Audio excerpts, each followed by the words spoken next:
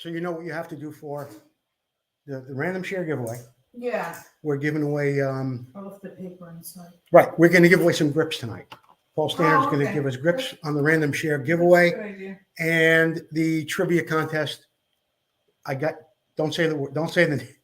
Right, you got that, and we're going to give away some nice rim shields from Motion Pro. Okay. Rim So- shields and Rim shields from Motion Pro. It's 6 o'clock. I got to start the show. Okay.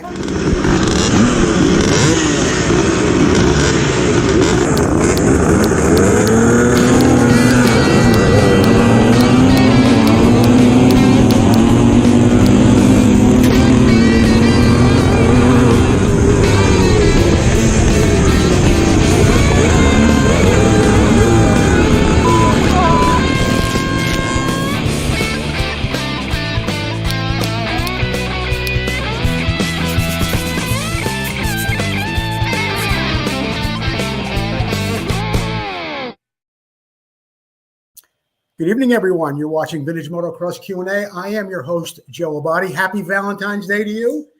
If you are at your house, I hope you got your wife something nice. If you didn't, you should probably turn off this show and figure out what you're going to do. In the meantime, I'd like you to keep sharing the show, whether you're on Facebook or you're on YouTube.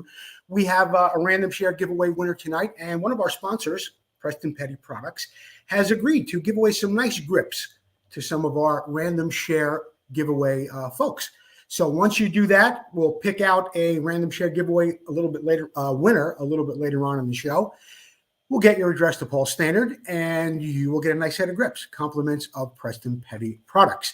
As always, I want to thank the rest of our sponsors, Motion Pro, Vmxqa, Preston Petty Products, ReplicaMotorcycleParts.com, Racer X, Mike Chamberlain, Full Circle Racing, and of course the International Motocross Museum.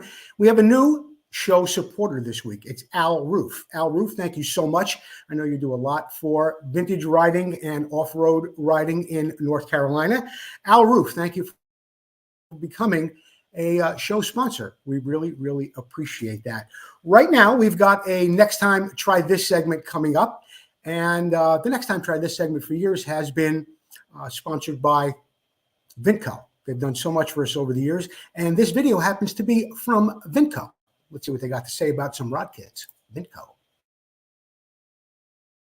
I'm Curtis Leverton. I'm going to go over some of the design changes in connecting rods since the 1970s and how connecting rods have been updated for dirt bikes, specifically two-cycle dirt bikes. I have 3 samples of connecting rods here. This is a Husqvarna connecting rod. This is a Kawasaki H2 connecting rod. And this is a more modern designed Vmxqa connecting rod. Materials are typically 1015 steel to 8620 steel.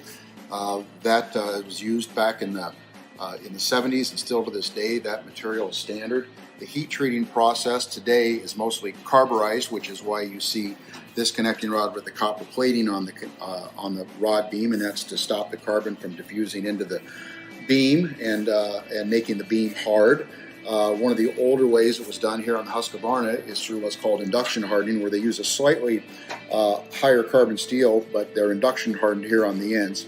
The disadvantage of this method is it's very, very slow.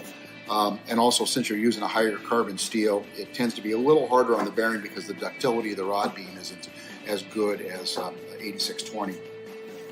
But overall, the heat treating process and the materials are the same as what they were from the 70s.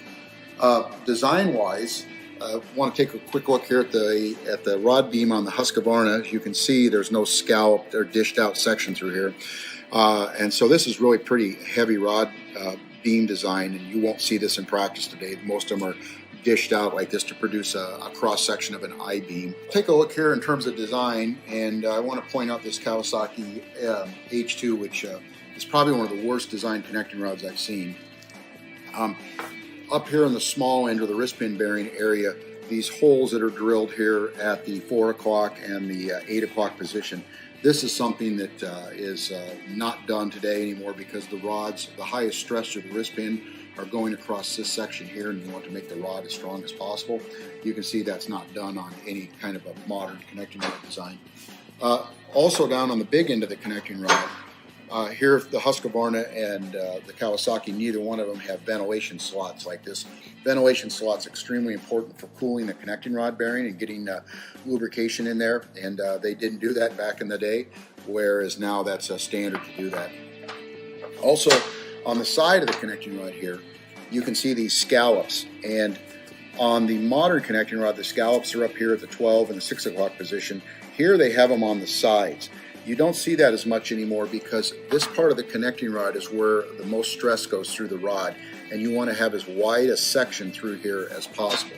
When you have this type of scallop in the connecting rod, it makes the rod thinner through here and it weakens it. So this is a much better design. Also, the ventilation slots on a modern connecting rod come in at a downward angle, and again, that is to keep as much material in this area of the connecting rod where the stress is the highest.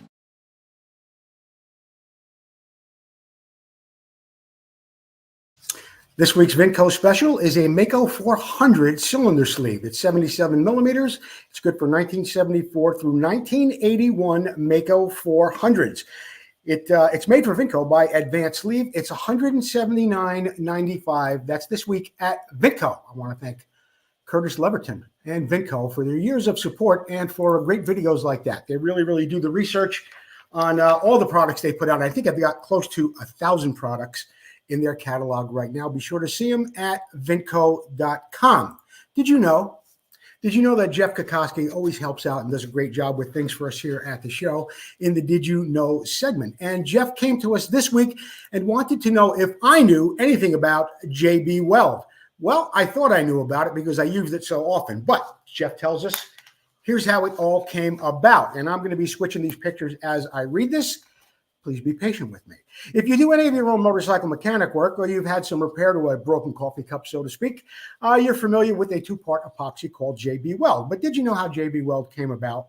In the 1960s, Sam and Mary Bonham owned a machine shop and a truck garage near Sulphur Springs, near Dallas, Texas. Sam discovered he needed to cold weld broken parts together without using a torch, but found that there was nothing that would possibly meet his needs. In 1968, working with a chemist from Texas A&M, he formulated a tougher-than-steel two-part epoxy that we know as JB Weld. By 1969, the product was very, very successful. Sam and Mary started to sell it from a store and often out of the trunk of their car. Unfortunately, about 20 years later, Sam had died in 1989, but he wanted to be sure that JB Weld was sold all over the world.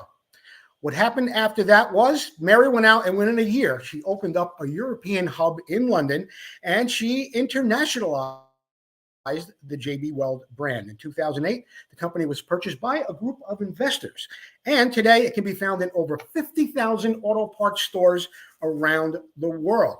However, there's more to it than just that, and history goes on. Presumably, the B in JB Weld stands for Sam Bonham. That's his last name. The name of the chemist who helped Bonham develop the product is unknown. Therefore, it's very possible it could have been J. Some have said JB stands for Justice Brothers. They're incorrect. The Justice Brothers were a couple of guys who were into the car racing scene in Southern California.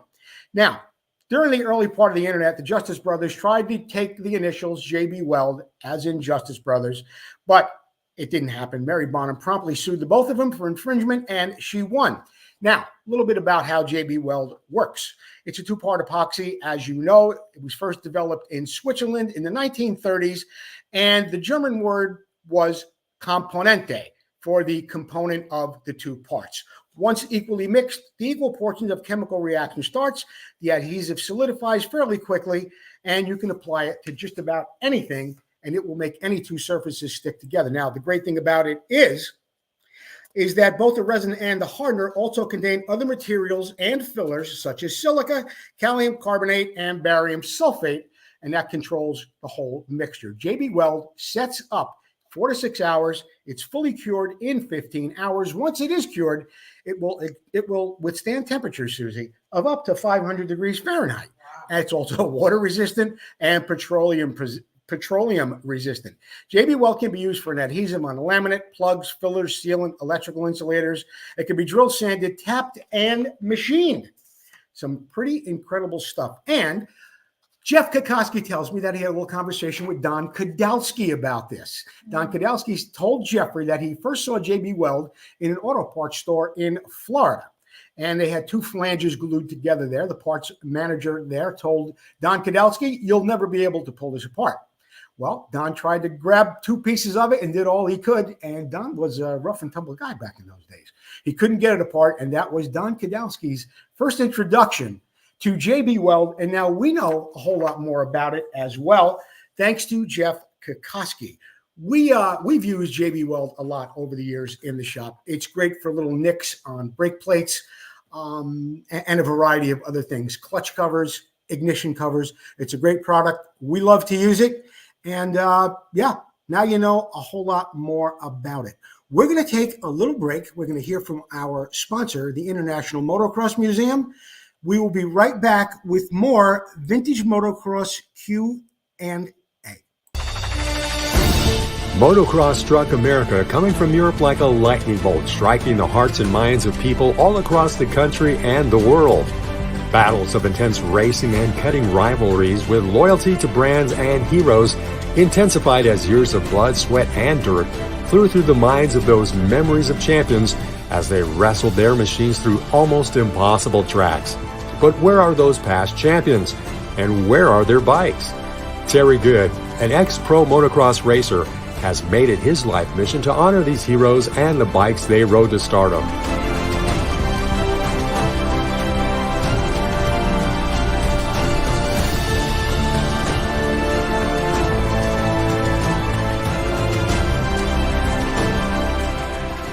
We raced, we rode, we lived and breathed motocross. Go back in time and relive those moments, now preserved for the first time ever in the world's first museum dedicated to the history of motocross. Our new building is in the gate. Help us get a great start and you can be part of history. Go to internationalmotocrossmuseum.org and become a part of our team.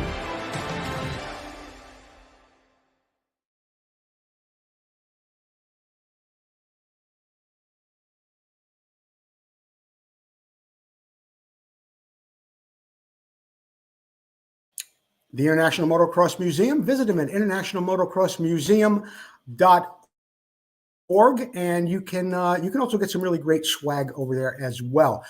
We have a guest coming up in the future that'll be doing an interview with us about the International Motocross Museum. It is not Terry Good. It is someone who has really taken this project by the horns, so to speak, and they'll be doing a great job with it. You'll be meeting him a little bit later on. In our next segment, which is the What's It Worth segment, it's brought to you by Full Circle Racing. Full Circle Racing has a special going on this week. The brake backing plate for the CZs, just $179 with the CZ logo on the back. If you don't want the logo, I think it's about $169. Thank you, Tom McAllister and Full Circle Racing. And as I mentioned, the What's It Worth segment is up next. This is, of course, the segment of the show where you, the brilliant viewers at home, take a stab and guess at what you think this bike recently sold for. I will read the description. I'll go through the slides, and you take your best shot. And Susie, you keep track of who's doing what, and I'll tell them about what the bike, I'll tell them exactly what the bike sold for at the end. What we are looking at here is a 1975 Honda CR250 that was recently sold on Bring a Trailer. The bike is in absolutely beautiful condition. The carburetor is rebuilt. The expansion chamber is in excellent condition. It is finished in the correct silver, red, and black. And the tank was finished by yours truly, Joe Abadi. I did do that tank for an Eric Nearing. Eric Nearing was the seller. The Kickstarter, all the hardware, everything on the bike was done. It has new bearings. There were new spokes mounted into the original rims, as you could see in this picture. It has the correct controls, the correct grips, and I love all the fit and finish of this bike. The way the black paint is done on the cases, on the pipe as well.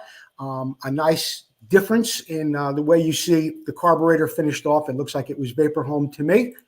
And a lot of other things too. The correct bracing is on there. And if you look close, see, this is the kind of detail I like to see in a bike like this. There are two, and I don't know if you could see it when I do this with the prompt here. There are two brackets here that hold the engine into that 1975 Honda CR250. They are not black. They are finished in a dark green zinc, a dark green zinc. And Eric Nearing took the time to make that all look the way exactly was supposed to look. Another closer look here. He's got the dish sprocket. He's got all the correct hardware on there. And there it is. 1975 Honda CR250. Now, of course, this is the portion of the show where I ask you, the viewers at home, what do you think this bike recently sold for? It just sold about a month ago. How much? 35? 45? You think this bike went for $6,500? This bike sold well below market value for what was invested into it at just $4,250 plus a 5% buyer premium. That's like another $200. So the bike went for under $4,500. Under $4,500. That's how much it went for.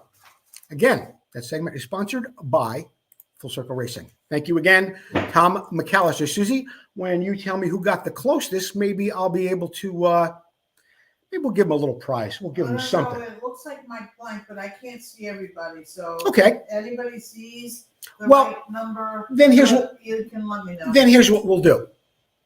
We will I'll look tomorrow.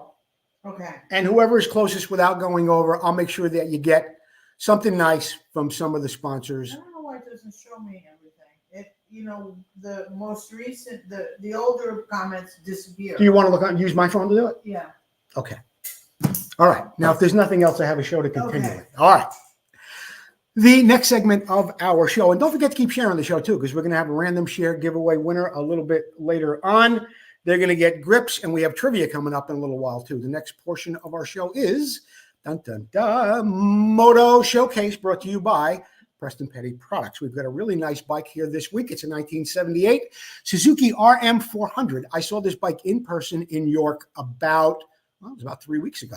Pete Noneman is the owner, and this bike is done correctly in every way, shape, and form for anything that you could have on a 1978 Motocross Fox Suzuki. The correct number plates, of course, are an eye catcher always, and it's got the correct Motocross Fox ignition cover on it as well.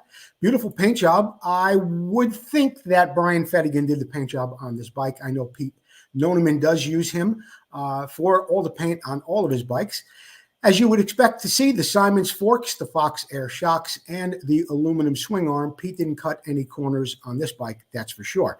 Another touch that is period correct are the Preston Petty fenders on this motorcycle as well. It displayed beautifully. In fact, I found it to be one of the bikes that, well, not only that I chose, but some of the other judges at the York Swap Meet, including Mike Slate, found to be one of the nicest bikes in the show. So I want to thank Pete Noneman for letting us use his 1978 Suzuki RM400 Motocross Fox replica. He did an absolutely beautiful job on that bike, and that's where we're at. Pete, get a hold of me, and I will get you. I'll get you a gift, either something from Preston Petty Products, or maybe you see something here that we use in the shop that you would like.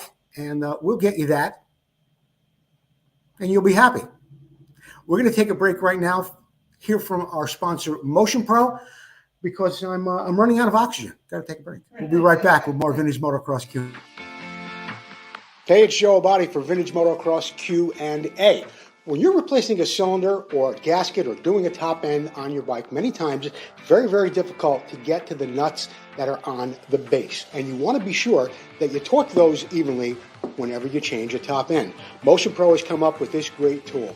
It's the torque adapter, okay? You can put any size wrench in there and you can tighten it up. On the back is a 3/8 drive. You can put your torque wrench in there, get the wrench on the nut that's on the base of your cylinder, and make sure everything is torqued evenly. This is a great tool. I have one in the shop. We use it all the time. It comes with instructions as well. Go see your local dealer or get to motionpro.com. And don't forget, go over to Vintage Motocross Q&A to get a 20% discount on all Motion Pro tools. Vmxqa, who already has a full line of vintage parts, now has air shocks that are an exact duplicate of the original air shocks so popular in the late 70s. So whether you're looking to build a full racer or museum showpiece, these shocks will give you that incredible 70s look and improve your bike's performance. These new air shocks are fully rebuildable with Vmxqa rebuild kits, and all shocks are hand assembled in the USA with all new components. Every component is brand new. Just like the originals, our air shocks are adjustable with 2 chambers, high and low pressure, giving you tremendous flexibility for settings of your bike suspension. The Vmxqa air shocks come fully assembled and ready for installation. Just add air or nitrogen. The kits include the manual and spacers. Visit Vmxqa.com to check out the air shocks and all that Vmxqa has to offer to help you get back on track and to keep that ride going.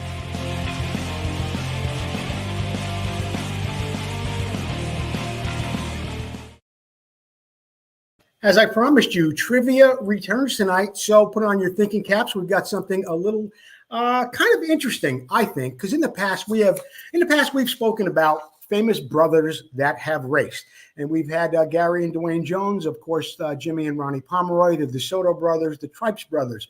Brad Lackey had a brother, Randy, who raced, and in more modern times, we've had Jeff and Mike Alessi, the Hahn brothers, and the Stewarts. Now, I've got something interesting here for you. There is another set of brothers. This is a call-in contest, okay? It's a call-in contest. So get ready, and you're going to dial 925-234-8181. That's 925-234-8181. Here's your question. Who are the nationally ranked twin brothers who raced motocross in the United States? They were nationally ranked. I believe their numbers are 138 and 139. They often finished races right behind each other. They were twins. They rode in the late 70s, early 80s. This is a call-in contest. Name the twins who raced motocross professionally, AMA ranked. 925-234-8181. Susie is standing by. In the meantime, if we have one, you check with it, Susie. You come back. I'm going to move on a little bit here to MX history.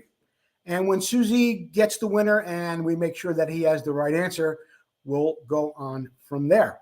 1979, in MX history, Team Yamaha's Mike Bell won the first night of the Seattle doubleheader at the Kingdome. Suzuki's Danny Laporte and Honda's Warren Reed finished second and third. Career best for each in AMA Supercross till that day. Defending series champion Bob Hurricane Hanna finished fourth, but was about to begin asserting himself on his way to his third straight title.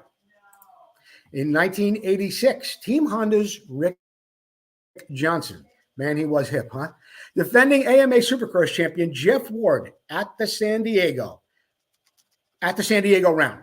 Johnson topped Ward at the Jack Murphy Stadium, with Yamaha's Keith Bowen coming in third that night. In 1991, Jean-Michel Bayle picked up his third win in 5 races to start the 1991 AMA Supercross Championship, this time leading the way in San Diego's Jack Murphy Stadium. Bayle's Honda teammate and 2-time defending champ Jeff Stanton was second, with Kawasaki's Jeff Matasevich in third.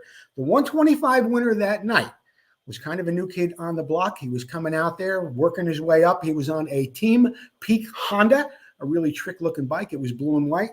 Who was that kid? 72-time main event winner, Jeremy McGrath. We are waiting for Susie to come in with the results of the trivia tonight.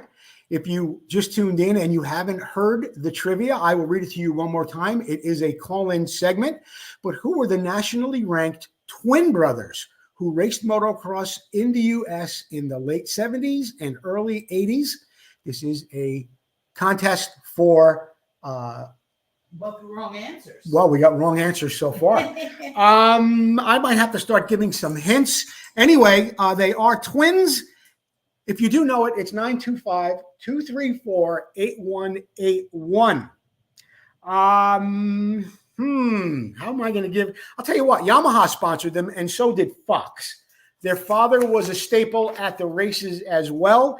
And when they weren't tearing up the national circuit, they were just wreaking havoc on everybody at Carlsbad Raceway. All right, Tony and Pete? Okay, let's see if we can find nothing. There may have been a little error there in some of the new electronics that we're using here at Vintage Motocross Q&A. But who are they? They were sponsored by FMF, Yamaha, and Fox. Their father was a fixture at the track.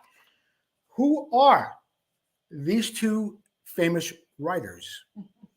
And yeah, if you're just tuning in, that's the way it's rolling tonight. In the meantime, you know what we're going to do? I'm going to roll on a little bit into the finish line. And excuse me, it was somebody said it was Sam Florin, but I don't believe that to be true because who Sam Florin said what? That he got the closest to the number On the price of the bike? Yeah, but I thought, what was the price of the bike? $4,250. But somebody got 43. Sam Well, said technically 40, they would Sam be said 45. Whatever 5% of $4,250 is 10% is $425. So $210. So $4,400. It can't be more than $4,460. So It can't be more than $4,460. wait, hold on. I got somebody. I'll look tomorrow. In the meantime, we got to move on with the show. We are going to get down to the finish line. The finish line is, of course, sponsored by one of the most progressive people in the vintage motocross world today, Paul Parkinson Sr. and ReplicaMotorcycleParts.com. Other than Vmxqa, I don't know any. And look, there are some great sponsors out there. Many are helped us with the show. People like Preston Petty Products, my dear friend, Mark Hildebrand.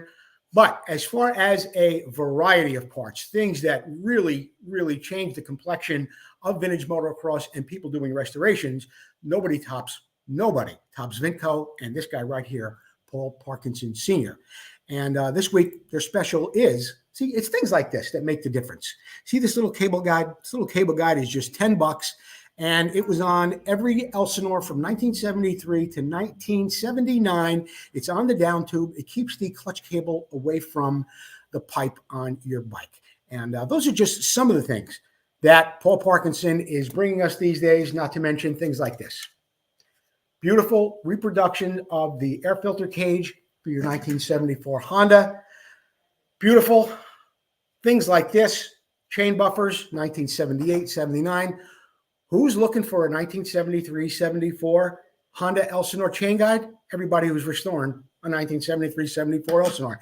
And could be the coup de grace for Paul Parkinson Sr. Look at that. This is a replica of the silencer for the 1973, 74, 125, and 250 Elsinore. It's available for $595 from Paul Parkinson at ReplicaMotorcycleParts.com. We are now going to move on with the what is this segment called again? Oh, the finish line. Wait, we might have somebody. We may have somebody who has the answer to the trivia. You do. This is Joe Abadi. You are live on Vintage Motocross Q&A. Can you tell me who the twin brothers were from Southern California who raced during the 70s and 80s? It was the Wankett brothers. Tony and Pete Wankett. Who am I speaking with? Steve Bednar. Steve Bednar? Yes. Steve, I want to thank you for calling in. Susie's going to get your address, I have it. and we're going to send you a nice set of rim shields. These are great. We use them here in the shop, and a set of rim shields from Motion Pro. Thanks for calling in, and thanks for watching the show. Thanks, Steve. I'll send it out. And Susie tells me that our random share giveaway winner is Carl Word. Carl Word. You are the random share giveaway winner tonight. Carl, if you get me your address, I will get you, well, I won't get you, but Paul Standard will get you a set of grips just like this from Preston Petty Products. Congratulations to Carl Word. Now, we were involved in the finish line, and we were talking about Paul Parkinson Sr., and I told you about all his great products. Now, we've got some events coming up. This is something I attended a couple of years ago, thanks to Bill Nazelrod and Mike Slate. The Broom Factory. It is in Baltimore. They're open the last Thursday, is it? It's the last Thursday of every month. So this week, the 17th, they'll be there. They'll be there again in March, April, and May. You need to contact Mike Slate for a visit, but it's the Broom Factory, and it is an absolutely amazing facility where you could see some absolutely wonderful motorcycles. There's an OSA display there and a Yankee display. You will think you step back into the late or early 1970s when you see the OSAs and the Yankees they have there. And also, and it may be just my opinion, I could be wrong, but I don't think so, as they say on that show. There is the nicest 1973 Elsinore on planet Earth that was put together with NOS parts by Bill Nazelrod. There's no nicer bike, no nicer Elsinore than that. It sits there on display at the Broom Factory. You might want to check that out. What else do we have coming up? Oh, Vintage Motocross Q&A sponsorship opportunities are still available. I saw today that Vmxqa, I saw one of my episodes from 4 years ago. The Vmxqa sign was up there.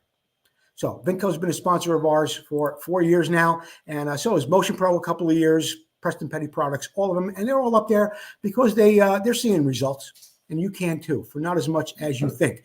T-shirts and hoodies are still available. Follow the link in the show description. As I mentioned earlier, we are going to have a guest on now that I've got all the logistics worked out. I've got a clear picture. I've got good sound. But we've got something coming up, an interview. I'm going to try and do it live. If not, we'll record it with this man right here. Who is he, you might ask? His name is Stuart Sobek. And Stuart Sobek is the managing director of the International Motocross Museum. And Stuart, let me show you a picture of him again. He's a dashing character. Look at him. Stuart has been involved in many, many business endeavors over the years, from real estate throughout Southern California, but his passion truly is for motocross. He was like all of us. He rode back in the 70s, loved it just like all of us, but his true passion was collector cars.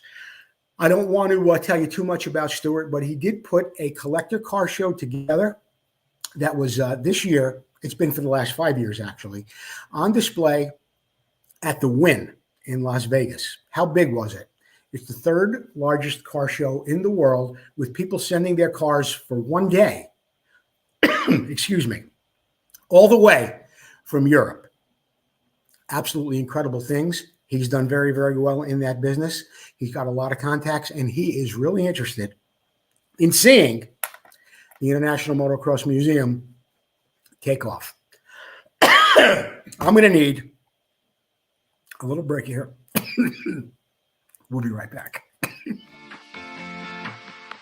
Hey, it's Joe Abadi for Vintage Motocross Q&A. One of my favorite tools from Motion Pro is their T-handle wrench with the special JIS tips on it.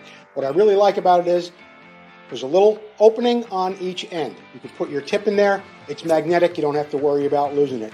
This is a great item to have, especially for you vintage guys, where you've got your screws with JIS screws in the cases. They're very, very hard to get out. Nothing gives you more torque and better grip than a T-handle wrench. Get over to motionpro.com or see your local dealer. Don't forget, go to Vintage Motocross Q&A for a 20% discount on all Motion Pro tools. Okay, rumors of my death have been greatly exaggerated, but that wraps it up for tonight's episode of Vintage Motocross Q&A. I want to thank all of our sponsors, you, the viewers at home. Congratulations to Carl Word and the other man's name, it escapes me right now. Steve Bedman, was it? Something like that. He won the rim shields. That wraps it up for tonight's episode of Vintage Motocross Q&A. And guess who is right here by my side? Gino, come on, boy. Come up. There he goes. Thank you, everyone, for watching. Please support our sponsors. Thank you, the International Motocross Museum, Vmxqa, Motion Pro, everyone who helps out here at the show. Susie, I love you. Jordan and Chelsea and little Felix. We'll see you soon.